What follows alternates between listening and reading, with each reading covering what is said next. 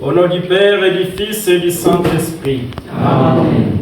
La grâce de Jésus le Christ, notre Seigneur, l'amour de Dieu le Père et la communion de l'Esprit Saint soient toujours avec vous. Et avec votre esprit. Mes frères, aujourd'hui, 29e dimanche des temps ordinaires, nous célébrons le dimanche des missions. Nous sommes appelés tous à travailler pour l'extension du règne. Nous sommes tous appelés à devenir des disciples de Jésus. Toutes les fois qui, par nos manques de courage, avons éteint le zèle apostolique à nous, demandons pardon au Seigneur. Je confesse à Dieu Tout-Puissant. Je reconnais devant vous, frères et sœurs, que j'ai péché en pensée, en parole, par action et par omission. Oui, je vraiment péché. C'est pourquoi je supplie la bienheureuse Vierge Marie, les anges et tous les saints, et vous aussi, mes frères et sœurs, de prier pour moi, le Seigneur notre Dieu. Que Dieu Tout-Puissant nous fasse miséricorde et qu'il nous pardonne nos péchés et nous conduise à la vie éternelle. Amen. Seigneur, prends pitié. Seigneur, prends pitié. Ô Christ, prends pitié. Ô Christ, prends pitié. Seigneur, prends pitié. Seigneur, prends pitié.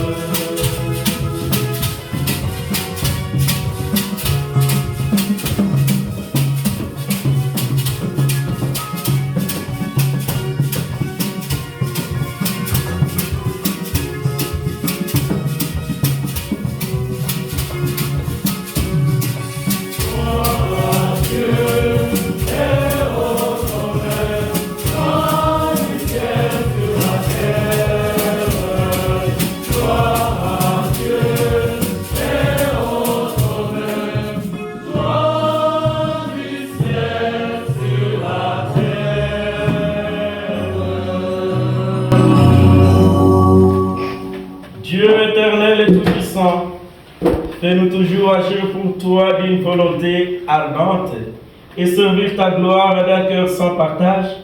Par Jésus-Christ, ton Fils, notre Seigneur, qui vient et règne avec toi dans l'unité du Saint-Esprit, Dieu pour le siècle des siècles. Amen. Lecture tirée du livre des Actes des Apôtres, le premier chapitre, du 3e au 8e verset.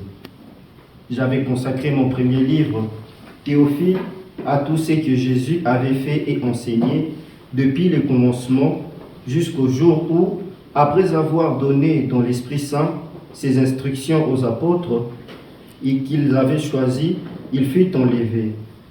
C'est à eux qu'il s'était présenté vivant après sa passion. Il en avait eu plus d'une preuve, alors que pendant 40 jours, il s'était fait voir d'eux et les avait entretenus du règne des dieux.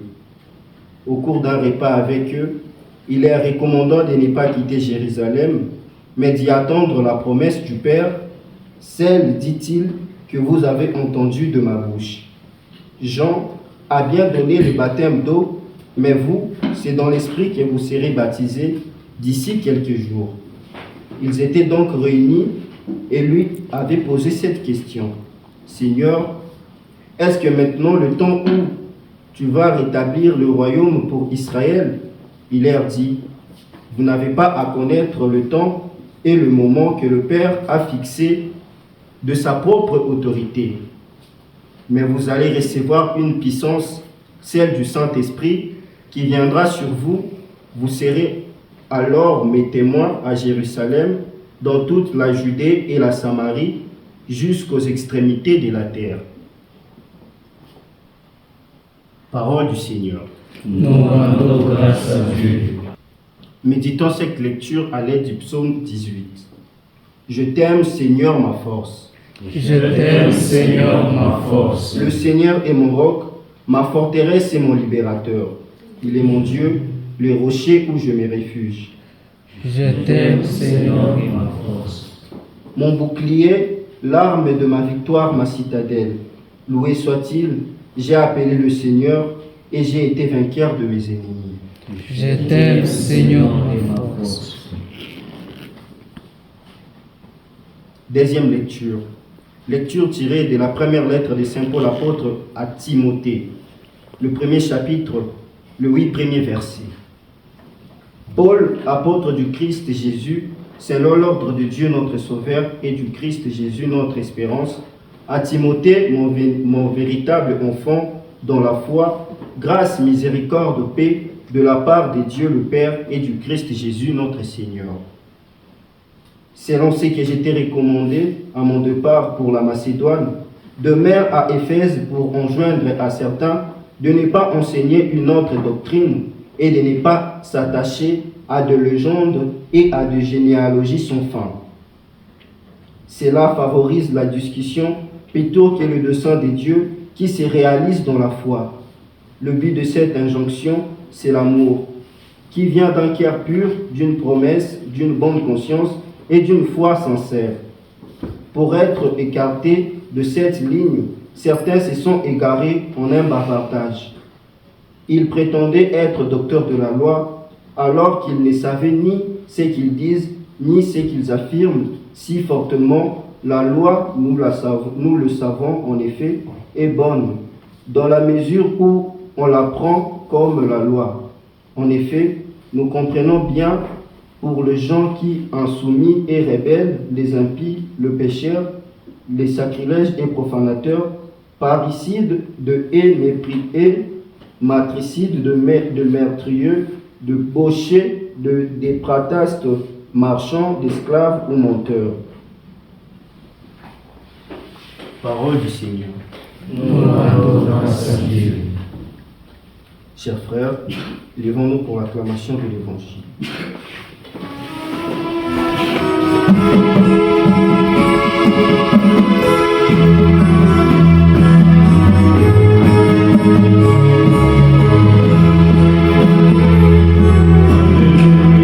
Alléluia, Alléluia, Alléluia.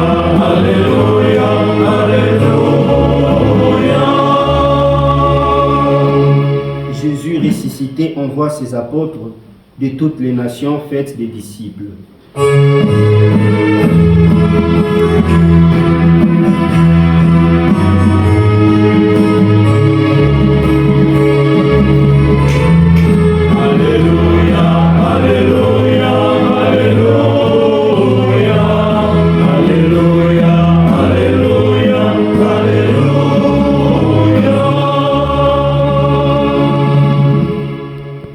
Le Seigneur soit avec vous.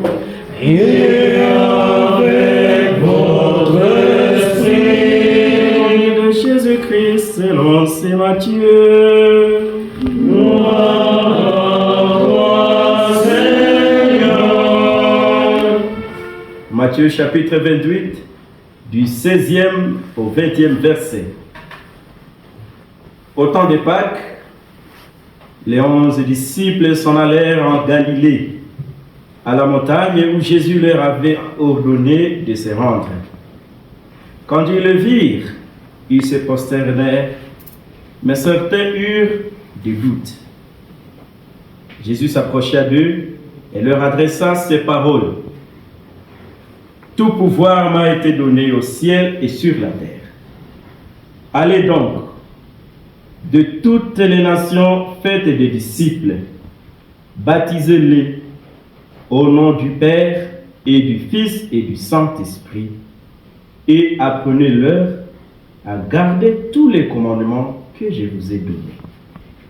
Et moi, je suis avec vous tous les jours jusqu'à la fin du monde. » Acclamons la parole de Dieu. Louange à toi, Seigneur Jésus.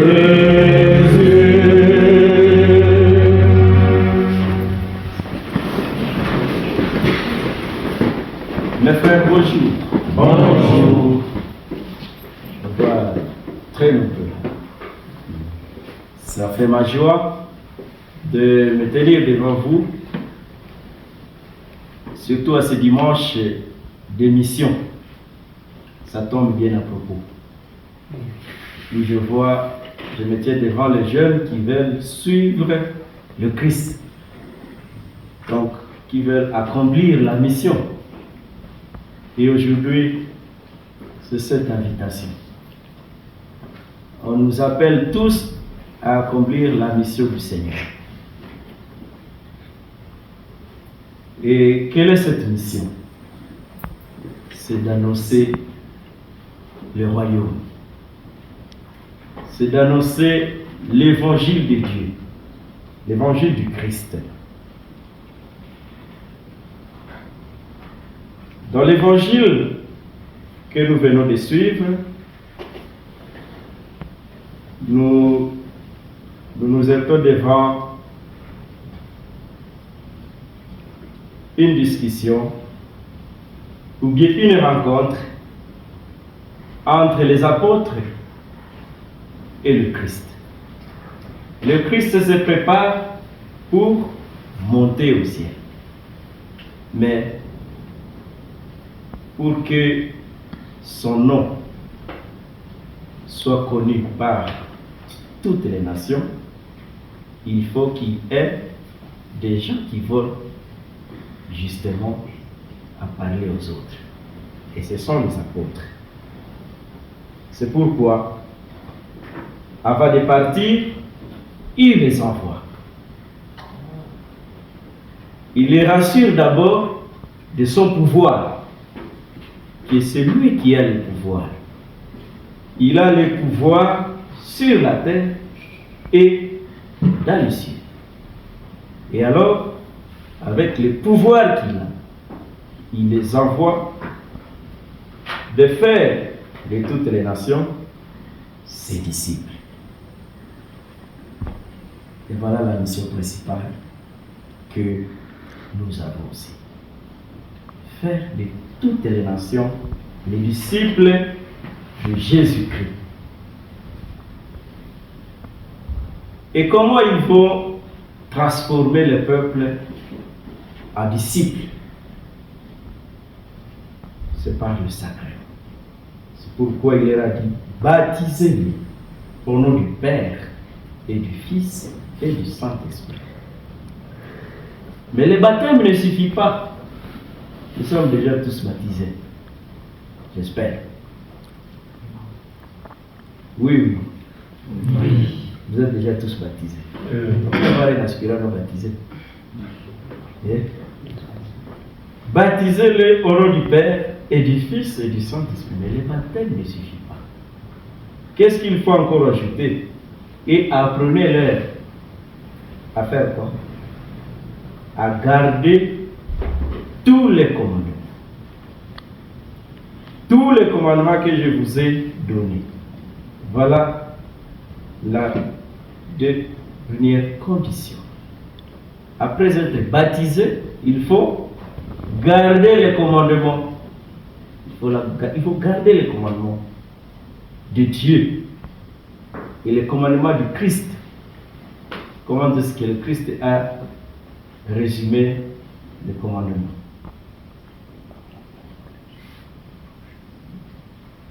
Quand on est venu poser à Jésus-Christ la question, mais de tous ces commandements, qui est le plus grand commandement que l'autre? Comment est-ce que Jésus a répondu? Oui. Moi, je vois que c'est l'amour. L'amour. Aimer Dieu et les prochains. L'amour de Dieu et l'amour du prochain. Et l'amour de l'autre comme soi-même. Et si on arrive à vivre selon ce commandement, on n'aura pas de difficulté à réaliser la mission. On n'aura pas de difficulté à réaliser la mission. Et alors,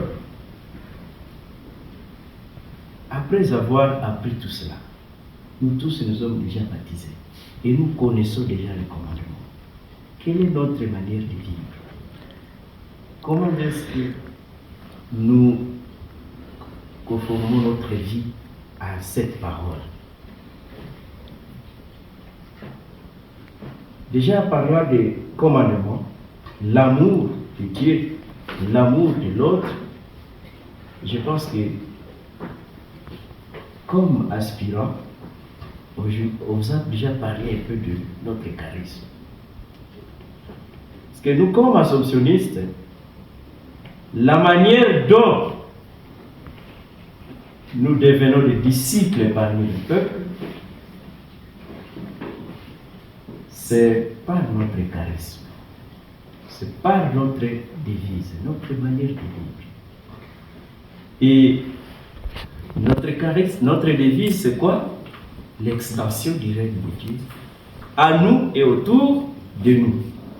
Étendre le règne de Dieu à nous et autour de nous. Et c'est la mission que vous voulez venir réaliser. Allez étendre le règne de Dieu à vous d'abord et autour de vous. Donc vous avez d'abord le Christ et vous voulez l'étendre aux autres. Vous voulez l'étendre aux autres. Mais comment est-ce que nous réalisons cela? C'est grâce à notre esprit. L'esprit assomptionniste nous aide, nous apprend qu'il faut d'abord aimer le Christ. Il faut aimer le Christ. Tu ne dois pas proclamer celui que tu n'aimes pas. J'espère que c'est ça. On doit d'abord l'aimer, l'amour de notre Seigneur, l'amour de Jésus-Christ, notre Sauveur. Voilà le premier, je peux dire, notre premier commandement. L'amour de Jésus-Christ, notre Sauveur. C'est ça notre manière d'étendre le règne de Dieu à nous autour de nous. Nous devons d'abord aimer Jésus par-dessus tout. Et vous voulez venir à la secouer la Christ. Donc vous devez d'abord aimer le Christ par-dessus tout. Je peux dire deuxième esprit ou commandement assomptionniste, c'est l'amour de la Vierge Marie, la mère de Jésus. Nous devons aimer Marie qui est la mère de Jésus. elle est aussi automatiquement notre mère. Et elle doit être notre modèle. Troisièmement, nous devons aimer l'Église. C'est l'amour de l'Église. Nous devons aimer l'Église qui est l'épouse du Christ. L'amour de l'Église, l'épouse du Christ. Le Christ, il est venu restaurer le royaume, et ce royaume, c'est l'Église. Et c'est dans l'Église où nous pouvons réaliser à totalité la mission du disciple. La mission du disciple. Et voilà, c'est ce qu'on appelle le triple amour. C'est la manière dont nous réalisons cette mission.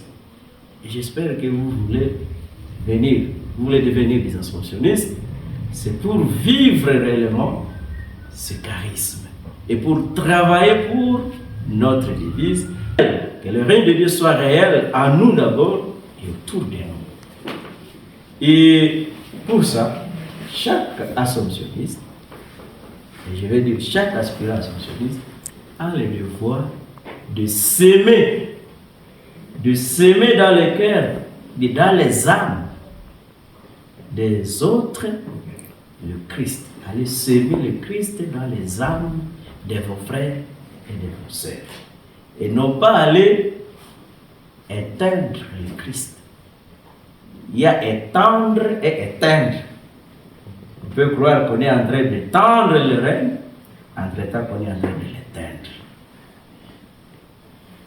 C'est parce que si nous arrivons à réaliser cela dans notre vie, nous allons dire que réellement nous sommes inspirés, que nous avons suivi réellement l'esprit de notre fondateur, qui est le Père Emmanuel Dalzon. Et alors, la mission, elle est là. Elle est pour tout le monde. Chacun est appelé. Chacun est appelé à servir le Christ. Nous tous, nous sommes appelés à servir le Christ. Mais comment? De différentes manières. Il y a ceux qui vont le servir, peut-être dans les foyers, ceux qui seront des parents. Vous êtes là au nombre de combien? Plus de 30, n'est-ce pas? Je vois déjà, vous êtes plus de 30. Mais ce n'est pas sûr que tous les 30 seront des prêtres. Ça, il faut déjà avoir à l'esprit que ce n'est pas tous les 30 qui seront des prêtres. Et parmi vous, il y aura ceux qui seront des frères, et ceux qui seront des prêtres, et ceux qui seront des papas. Ceux qui seront des papas sont parmi. Alors, quand il y a la mission, il y a aussi des exigences. Il y a des exigences. C'est pourquoi nous pouvons voir un peu quelques exigences qui peuvent limiter l'homme de ne pas réaliser la mission, de ne pas réaliser ses rêves. La première des choses, c'est de ne pas prendre sa vie au sérieux. Quand on ne prend pas sa vie au sérieux, on devient quel genre de type d'homme? Au quartier, vous avez des jargons que vous pouvez donc tu n'es pas respectueux au quartier. Parce que pour servir le Seigneur, on demande des témoignages de vie. Témoignages de vie. Donc chacun doit soigner son témoignage de vie avec ses prochains. Et cela va vous favoriser de réaliser ce que vous désirez. De réaliser la mission. Réaliser la mission. Donc le témoignage de vie. Prendre sa vie au sérieux. Et autre chose, il y a des empêchements qui peuvent arriver. Si on ne soigne pas les témoignages de vie, supposons que vous êtes là, tu es aspirant et que tu veux demander, mais à un moment, une fille va te dire, tu m'as déjà engrossé. Est-ce que tu seras encore André Okufa? Non. Ça, c'est déjà un empêchement. Toi, tu voulais servir Dieu comme ça. Mais, parce que tu n'as pas soigné ton témoignage de vie, tu n'as pas pris ta vie au sérieux, voilà, tu gâches ta vocation. Autre chose, je pense que c'est au niveau de la santé aussi. La santé. Alors, tout cela part toujours avec la manière dont on prend sa vie au sérieux. Tu peux être malade, ça peut être aussi un empêchement. Les maladies aussi peuvent empêcher à ce que quelqu'un puisse devenir un vrai disciple. Un vrai disciple.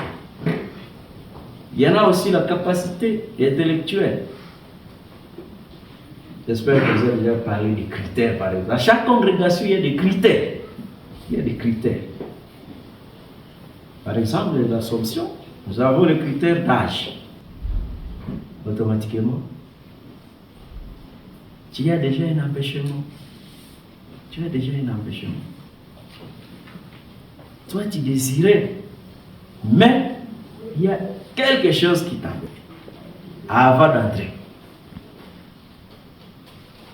Mais peut-être que toi, tu as fait l'école buissonnière, en blaguant avec la vie, tu penses que tout peut aller de soi, et tu viens te retrouver après, tu dis, ah, si je savais, je devais prendre ma vie au sérieux, à l'école, pour vite finir et pour bien réussir.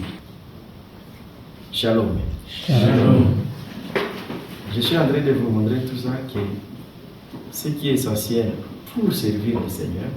Bien sûr que nous tous nous sommes appelés à devenir des disciples de par notre baptême, mais c'est chacun qui concrétise sa mission à travers le sérieux qu'il mène dans sa vie.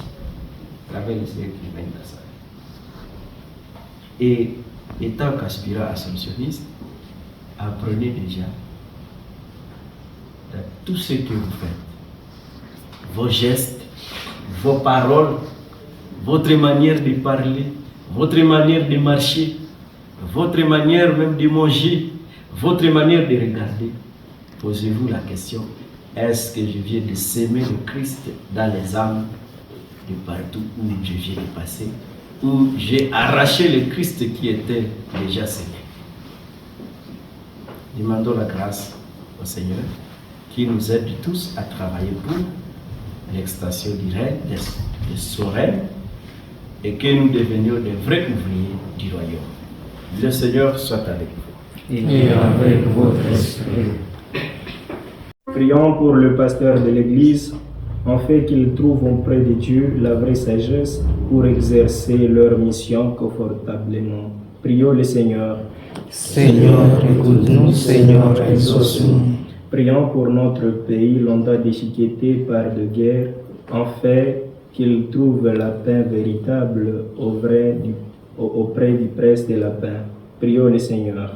Seigneur, écoute-nous, Seigneur, exauce-nous. Prions pour tous les souffrants, les malades de tout genre, en fait qu'ils trouvent soulagement et réconfort auprès de Dieu. Prions le Seigneur. Seigneur, écoute-nous, Seigneur, exauce-nous. Prions pour l'Assemblée ici présente, afin que la parole nourrit nous transforme et nous apprend à être sages, pour étendre le règne de Dieu en nous, entre nous et autour de nous. Prions le Seigneur. Seigneur, écoute-nous, Seigneur, exauce-nous. Prions pour les âmes défunts de nos frères et nos membres de famille, afin qu'ils reposent en paix. Prions le Seigneur. Seigneur, écoute-nous, Seigneur, exauce-nous.